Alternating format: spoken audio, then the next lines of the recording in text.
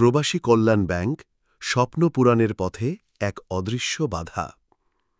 বিদেশ যাত্রা, উন্নত জীবনের স্বপ্ন, বাংলাদেশের বহু মানুষের কাছে এটি এক জীবন্ত আশা। যখন নিজের দেশে উপার্জনের সব পথ বন্ধ হয়ে যায়, অসহায় মানুষগুলো তখন ভিন দেশে পাড়ি জমানোর কথা ভাবে। আর এই স্বপ্নের পথে একমাত্র বড় বাধা হয়ে দাঁড়ায় অর্থ। এই অর্থ সংকট নিরসনে সরকারি সাহায্যের হাত বাড়ানোর উদ্দেশ্যেই প্রতিষ্ঠিত হয়েছিল প্রবাসী কল্যাণ ব্যাংক।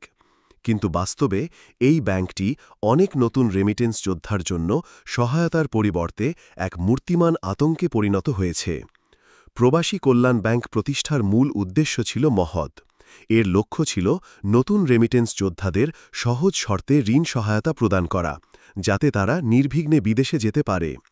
এই ব্যাংক থেকে ঋণ প্রদানের মাধ্যমে বাংলাদেশ সরকারের তহবিলে বিপুল পরিমাণ রেমিটেন্স জমা হওয়ার কথা ছিল, যা দেশকে অর্থনৈতিকভাবে স্বাবলম্বী করে তুলবে এবং এক অনন্য উচ্চতায় নিয়ে যাবে। রেমিটেন্স বাংলাদেশের অর্থনীতির অন্যতম প্রধান চালিকা শক্তি, আর এই ব্যাংক সেই রেমিটেন্স প্রবাহকে আরও শক্তিশালী করার একটি গুরুত্বপূর্ণ মাধ্যম হিসাবে কাজ করার কথা ছিল। দুঃখজনক হলেও সত্যি, প্রবাসী কল্যাণ ব্যাংকের ঋণের আবেদন প্রক্রিয়া এবং নীতিমালা অনেক নতুন রেমিটেন্স যোদ্ধার স্বপ্নকে ধূলিসাৎ করে দিচ্ছে। সরকারি ঋণ সহায়তার নামে ব্যাংক নীতিমালা এবং কাগজপত্রের জটিল বেড়াজাল অসংখ্য স্বপ্নকে গ্রাস করছে।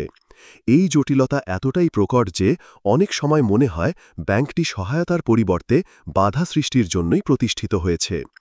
প্রবাসী কল্যাণ ব্যাংক থেকে ঋণ প্রাপ্তির ক্ষেত্রে সবচেয়ে বড় এবং অলঙ্ঘনীয় বাধা হল জামানতকারীর বাধ্যবাধকতা।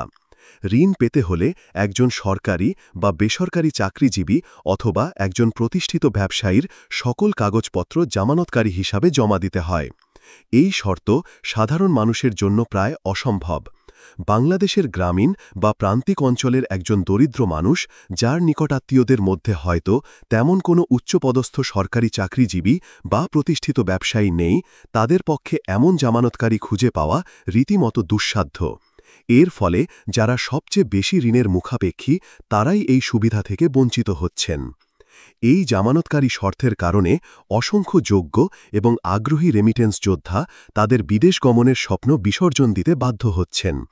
তারা তাদের